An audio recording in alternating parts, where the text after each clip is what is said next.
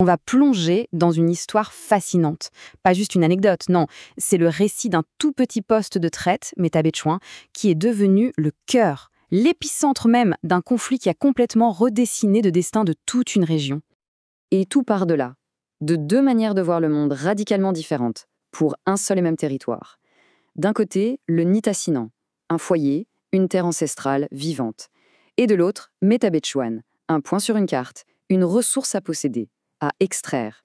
Le choc était inévitable.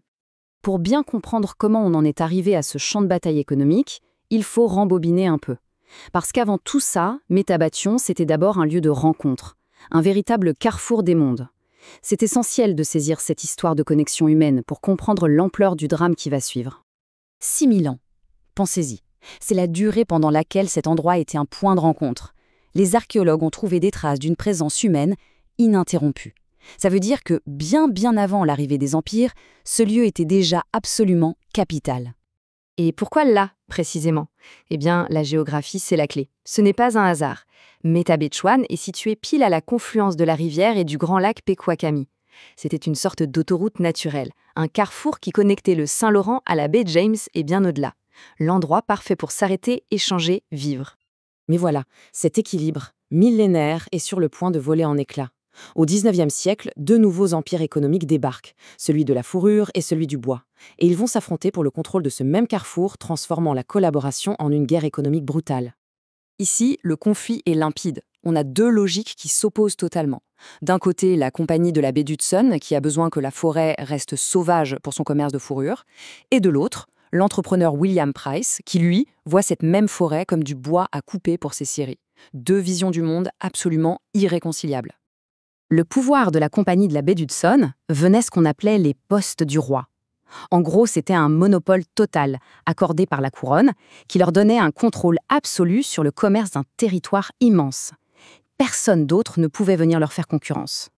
Et en l'espace de quelques décennies à peine, tout a basculé. L'industrie du bois, menée par William Price, a connu une ascension fulgurante. Et ça a été le coup de grâce pour la traite des fourrures, un système qui avait pourtant façonné la région pendant des siècles.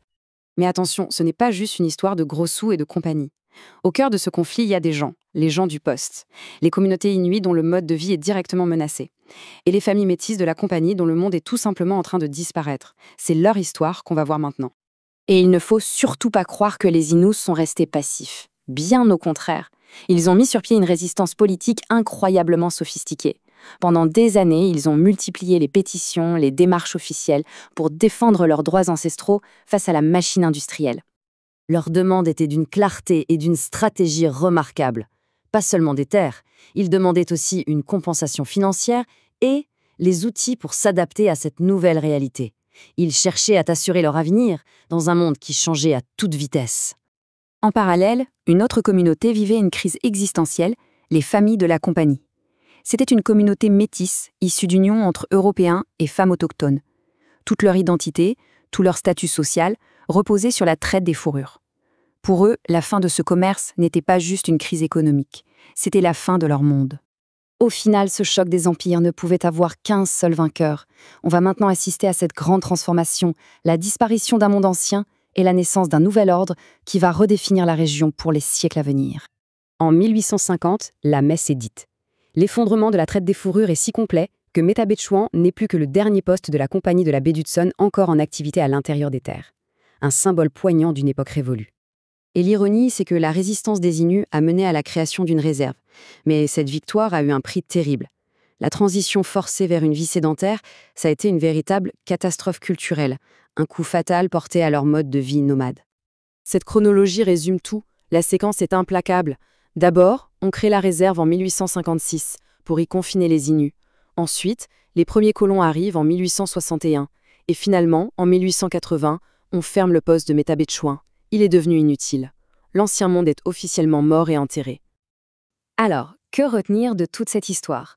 Il faut voir Métabetchouan comme un microcosme, un exemple concentré d'un processus historique qui s'est produit à une échelle bien plus grande. Et les échos de ce conflit, eh bien, ils résonnent encore aujourd'hui. Le résultat est frappant. En moins de 20 ans, ce qui était une communauté multiculturelle interconnectée s'est complètement fracturé.